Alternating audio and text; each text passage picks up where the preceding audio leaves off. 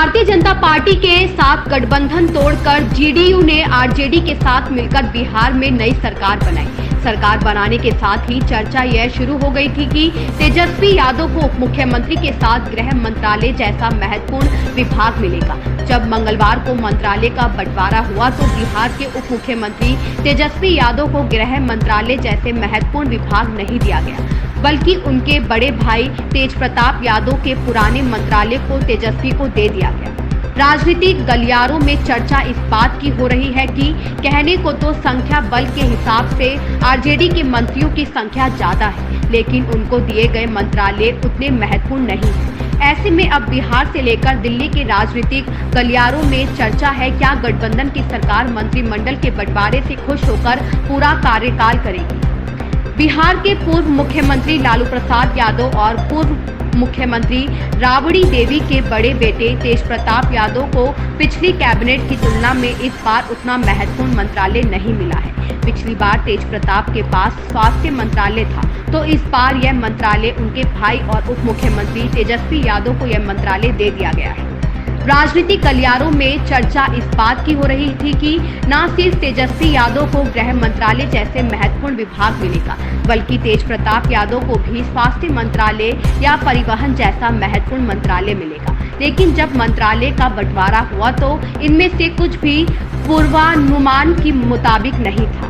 फिलहाल जेडीयू और आरजेडी के गठबंधन वाली सरकार में आरजेडी को पर्यावरण, न्याय, आपदा प्रबंधन और राजस्व, भूमि सुधार जैसे विभाग मिले हैं। राजनीतिक विश्लेषकों का मानना है कि जिस पार्टी में इतने पूर्व मुख्यमंत्री रहे हो, वहां ऐसे मंत्रालयों के बंटवारे से निश्चित तौर पर अंदरूनी चर्चाएं तो होंगी ही।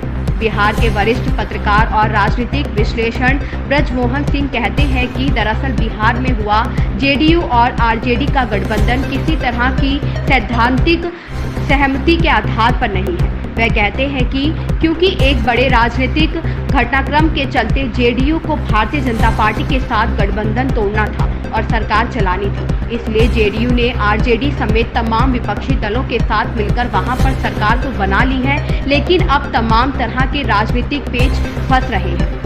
ब्रजमोहन सिंह का कहना है कि लोकतांत्रिक व्यवस्था के मुताबिक अगर कोई भी सरकार अपना कार्यकाल पूरा करती है तो निश्चित तौर पर उसका लाभ प्रदेश और देश की जनता को मिलता है। ऐसे में बिहार की जनता की भलाई के लिए 5 साल तक सरकार का चलना एक बेहतरी का संकेत तो है, लेकिन उनका कहना है यह सरकार अपना 5 साल का पूरा कार्यकाल कर पाएगी या थोड़ा मुश्किल दिख रहा है।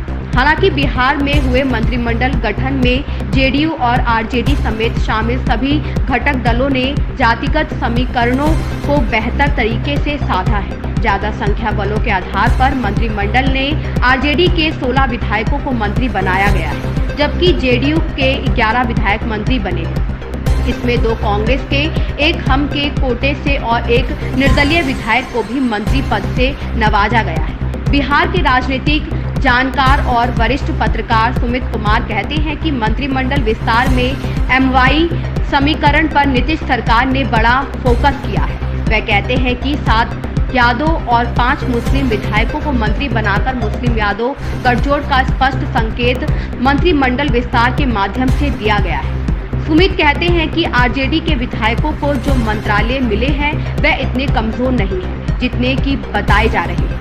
उनका कहना है कि यह जरूर चर्चा का विषय हो सकता है कि तेजस्वी यादव को गृह मंत्रालय क्यों नहीं मिला, लेकिन जो दूसरे मंत्रालय उनके विधायकों को मिले हैं वह कमजोर नहीं है। सुमित कहते हैं कि आरजेडी के हिस्से में शिक्षा, पर्यटन, उद्योग, सहकारिता और पिछड़ा वर्ग समेत गन्ना उद्योग जैसे महत्वपूर्ण विभाग भी मिले।